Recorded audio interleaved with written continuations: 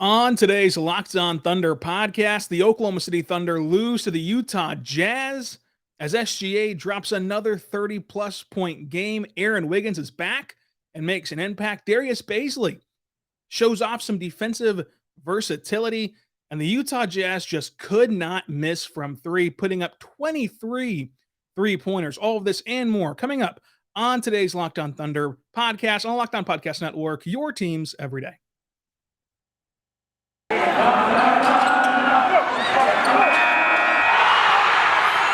are Locked On Thunder, your daily Oklahoma City Thunder podcast. Part of the Locked On Podcast Network, your team every day.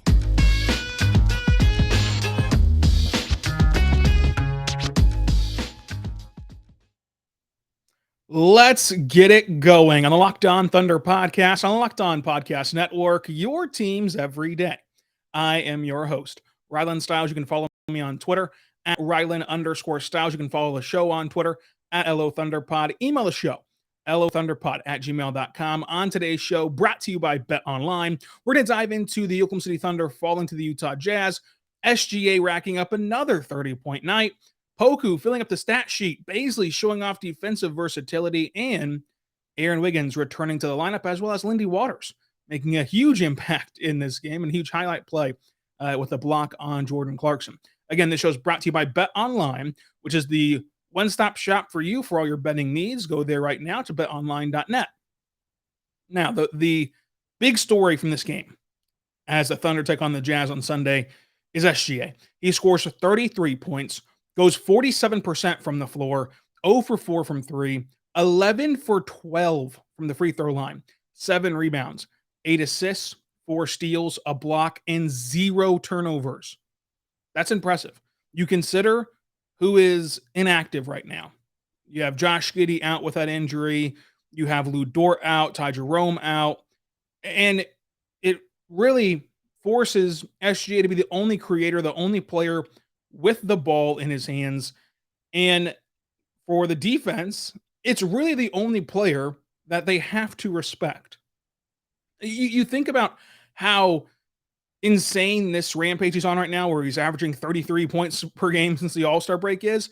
When you factor in, the team's already one of the worst teams in the NBA. And due to Mike Muscala being out and Kenny Hustle being out and Lou Dort being out and Josh Giddey being out, there's not really players who have earned the respect from the NBA yet on this roster. There's not really players who defenses are worried about.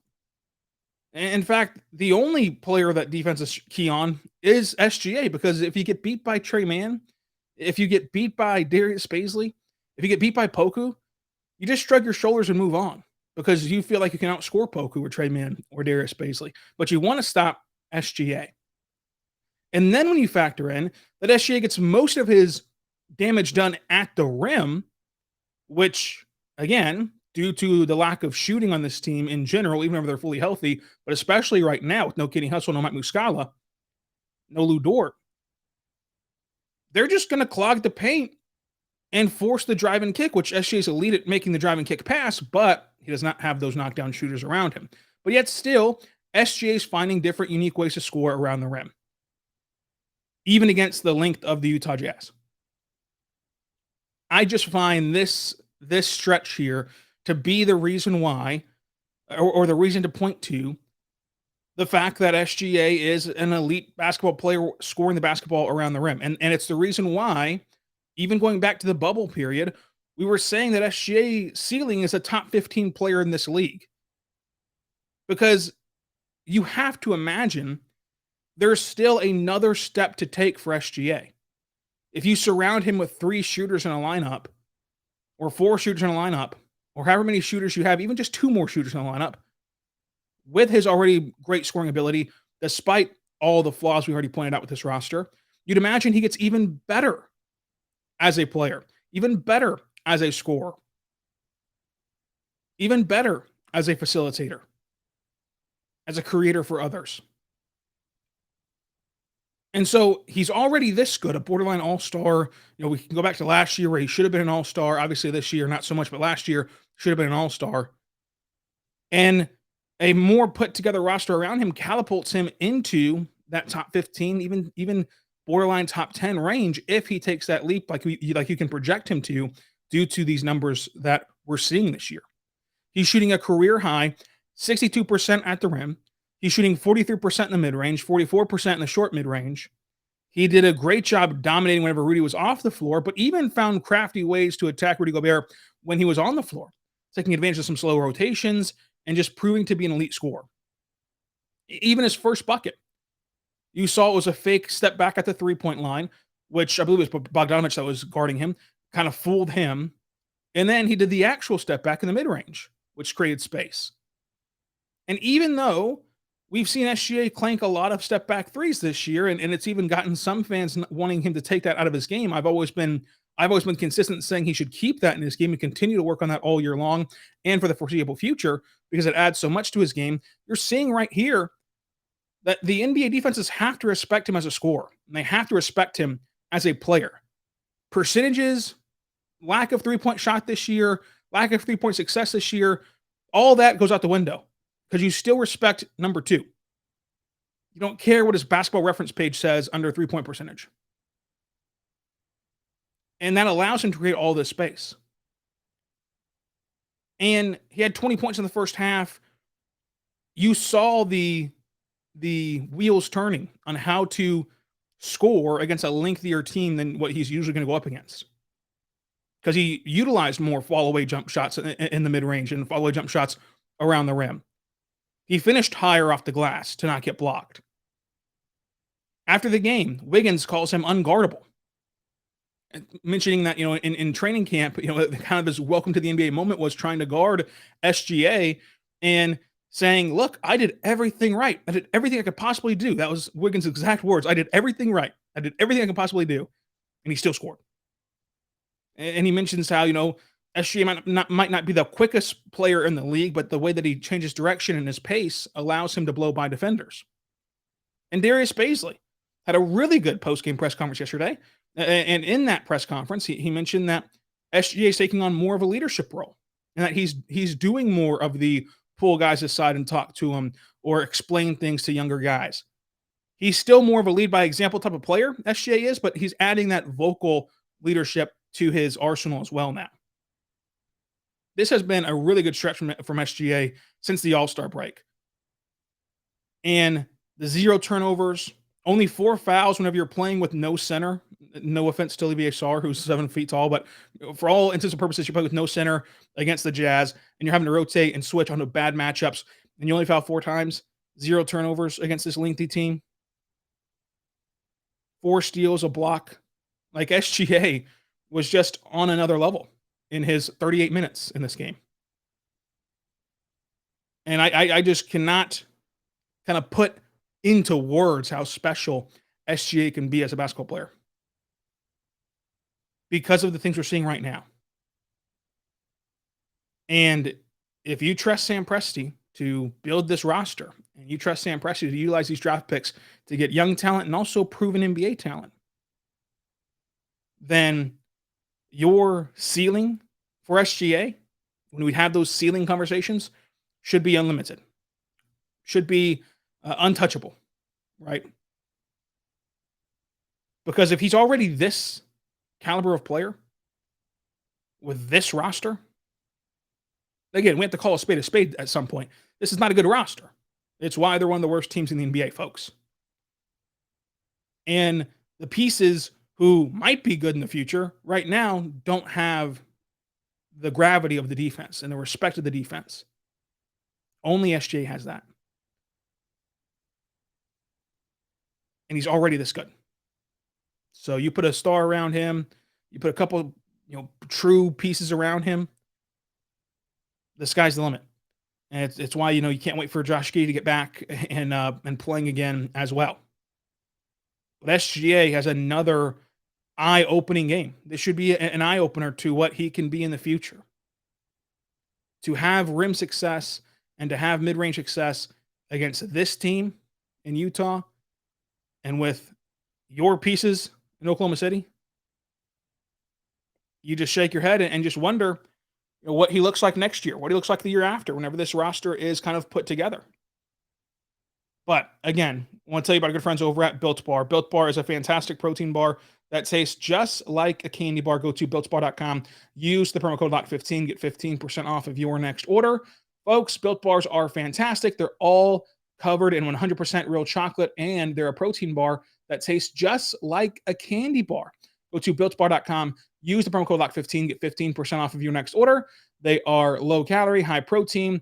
They're fantastic. Go to built.com and scroll down to the macros chart. You'll be blown away by the high protein, low calorie, high fiber, low carb that Built Bars contain. 130 calories, 4 grams of sugar, 4 net carbs, and 12 grams of protein. Compare that to a candy bar, and it's no contest. Built Bar is the one to go with. They have so many great flavors like mint brownie, coconut almond, and so much more. My personal favorite is white chocolate cookies and cream, which is a brand new flavor, and you should try it out today. But also just standard cookies and cream is fantastic as well. So go check out Built today. Built.com, promo code LOCK15, 15% off of your next order.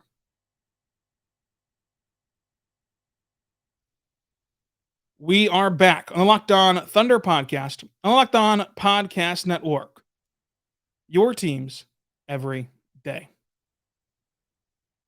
I want to continue diving into this game against the Utah Jazz. And when we look at this team and this game, there are some interesting pieces. And one of those is Aaron Wiggins.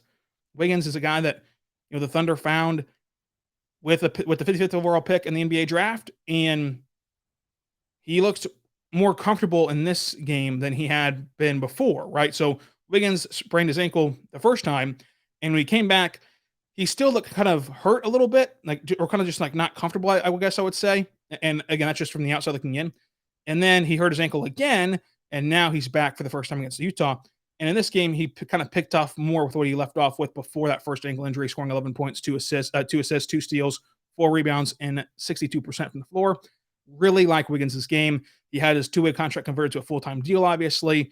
I think that Wiggins, again, is not going to be this all-star superstar player, but he is going to be a very important player. And whenever it comes time to push for the playoffs again, right? Whenever it comes time to have, the playoff rotation, which is usually going to be like 6, 7, 8 guys, right? And you're going to really shrink a roster down in the playoffs. Wiggins is the type of player on the defensive end and offensive end, that 3-and-D mold that can really make the cut for that rotation. And Darius Bazley proved big in this game. He had the 11 points, he had the steal, 2 assists, 5 rebounds. Sure, he went 1 for 7 from 3, but he went 45% from the floor, was perfect inside the arc. And the biggest thing with Darius Bazley yesterday, the 3 blocks, one was on a Bogdanovich jumper, who scored 11 3-pointers in this game. During this game against Utah, he guarded Rudy Gobert, Donovan Mitchell, and Bogdanovich, and did a really good job on all 3 of them. But that shows his versatility. It shows his ability to guard 1 through 5.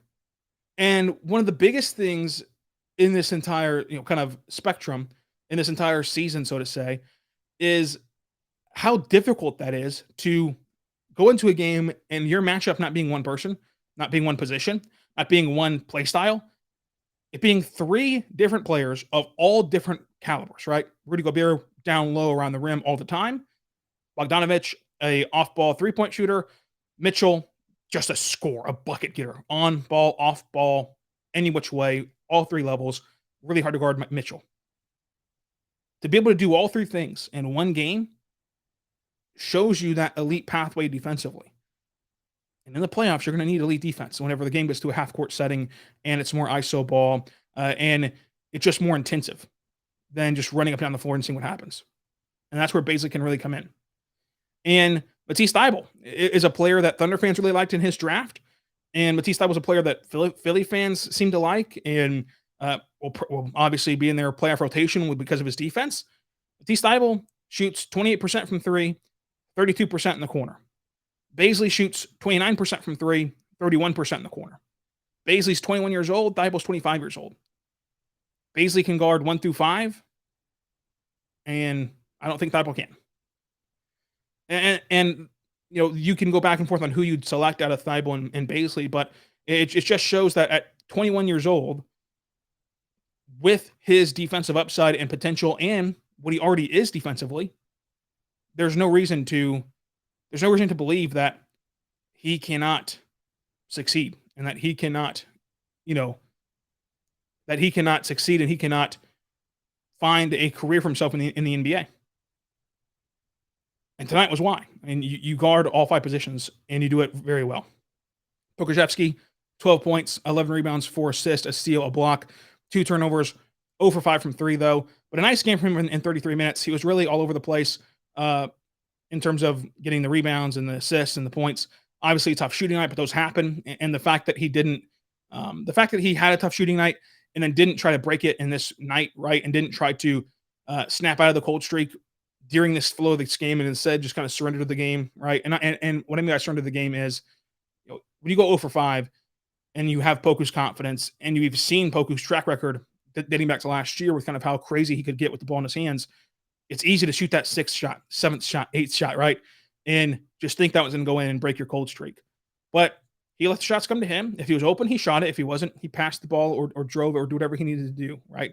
He had some really good finishes around the rim. He had one where he was smart to go up with his with a hand away from Rudy Gobert, so Gobert was late on the rotation, and he didn't panic whenever Gobert was running down on him and bearing down on him on that rotation at the rim. I made the joke about Hall of Fame Intimidator badge for those of you that play 2K, but it is a legitimate thing. If you're Pokusevski and you look like Pokusevski, and you have Rudy Gobert, who is the Defensive Player of the Year, rotating quickly over to you at the rim, you might kind of be herky-jerky at the rim and kind of blow the layup because you are fearing the Defensive Player of the Year coming over there and swatting your shot, or change the way you're shooting the ball at the rim at the last second, and it kind of throw your shot off. Poku was very under control. He was very poised at the rim in that scenario and finished at the rim with a finger roll. I really like what we've seen from Poku in this stretch. I think that the Poku propaganda will be very strong this summer, and I cannot wait. Remember, I spent last offseason telling you, hey, this massive leap from Poku might not come year 1 to 2. It might come year 2 to 3. And hopefully we're going to see that. Hopefully this good stretch here is setting the foundation for that.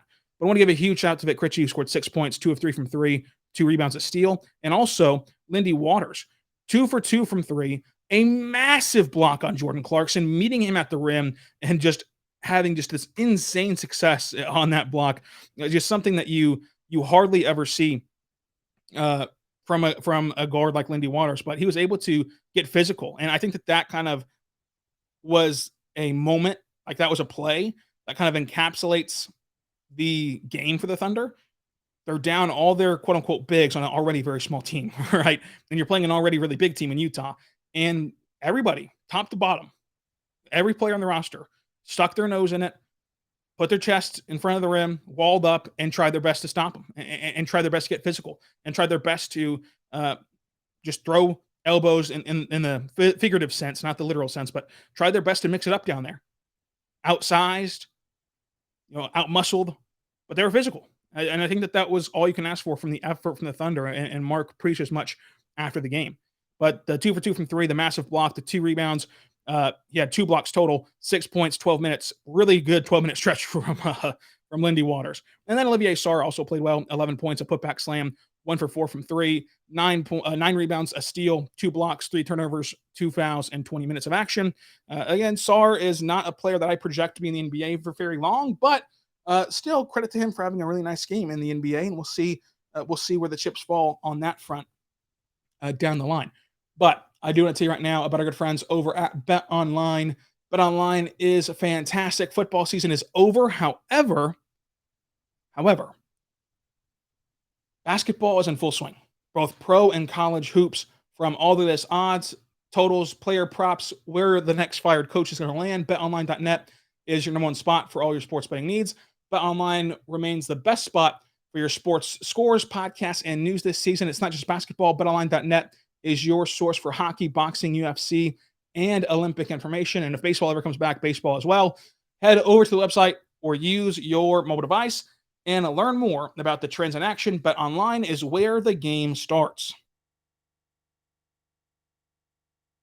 We are back on the Locked On Thunder Podcast, on the Locked On Podcast Network, your teams every day. I am your host, Rylan Stiles. You can follow me on Twitter at Rylan_Styles. You can follow the show on Twitter at LO Thunderpod. Email the show, lothunderpod@gmail.com. And on today's show, we're going to continue talking about this game. But I do want to tell you, for your second listen, go check out the Locked On NBA podcast.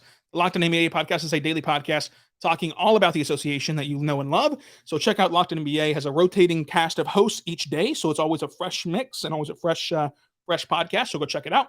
Locked On NBA on the Locked On Podcast Network. Now, let's continue on with this game. It was actually a pretty interesting game from a Thunder standpoint because of the adversity they had to face and because of the different lineups and different things like that. But the Thunder fall 116-103. They lose by 13 points. The difference here is the Jazz made 23 threes. Yes, the Jazz made 23 threes, and OKC made 8. Rudy Gobert scores 12 points and grabs 17 rebounds. And so this is where I would be interested to see what kind of Mark thinks, because I'm obviously going to admit Mark knows way more about basketball than I do. But just my little brain here watching the game, I wondered why not just sell out to stop the three and let the Jazz eat in the paint, right? You're undermatched down there anyway, and the Jazz are obviously a good three-point shooting team, and they killed you from three in this game.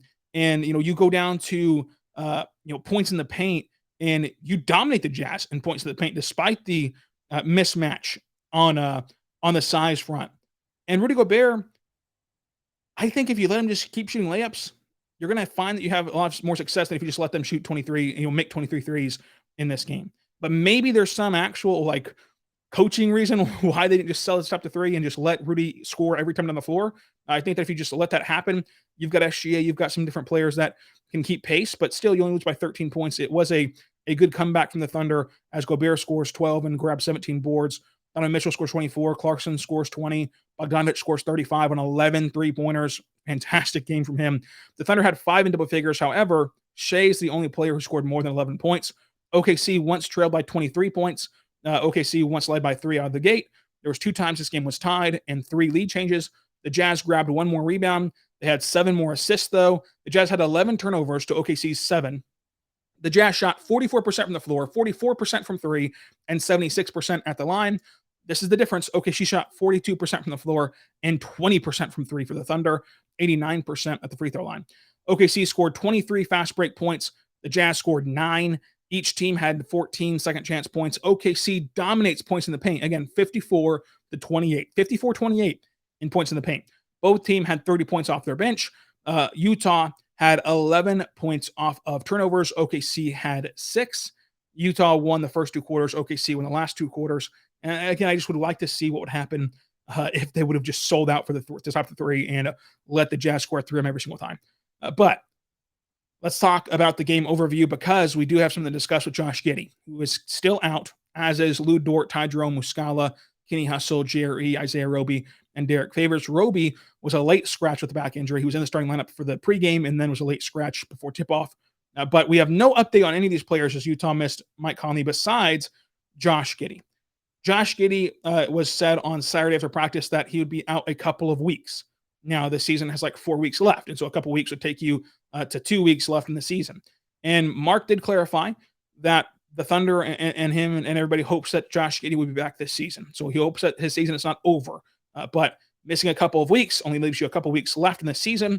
Obviously, this will end the Rookie of the Month stretch here in March. It'll go to somebody else, hopefully Trey Mann or whatever, but it'll go to somebody else and not Josh Giddey, which is a bummer, just in the sense that it'd be cool to go wire to wire in the Rookie of the Month category. But he'll be out a couple more weeks with that hip soreness injury. Obviously, you want to make sure he's healthy, and it's way more important than winning Rookie of the Month. But it is a bummer to see Josh Giddey out with a hip soreness injury, because you finally have SGA back, and you kind of are desperate to see what they look like together and how they played together and meshed together. And it's just fun to watch Josh Giddey play basketball. But it'll be at least a couple more weeks before Josh Giddey is back in action. The bet of the day was OKC plus 13.5. That obviously cashed in barely. The Moneyball pick was Trey Mann, but that was a miss. It was actually a tie between Vitt, Teo, and Lindy with 2 threes each. The MVP of this game is SGA. Now, what's to come on Locked On Thunder? Folks, loaded week. So tomorrow is a very special episode with Richard Stayman at Mavs Draft on Twitter. He joins to kick off our draft coverage, as he will join us once a week, as he did last season, to talk all about the NBA draft. Tomorrow's show, He's going to help us grade the rookie season so far for the rookie class, give a progress report on Taylor Malbon and Alexei Pokusevsky, and do a generalized overview of the NBA draft before we get into the weeds of it next week. On Wednesday, we're going to recap the Bucks game.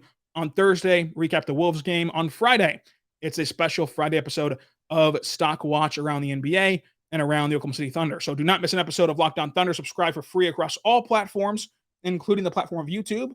Make sure you check out tomorrow's episode with @Mavs Draft with Richard Stamen of NBA Draft on the Locked On Podcast Network. Folks, we'll see you tomorrow. And until then, be good and be good to one another.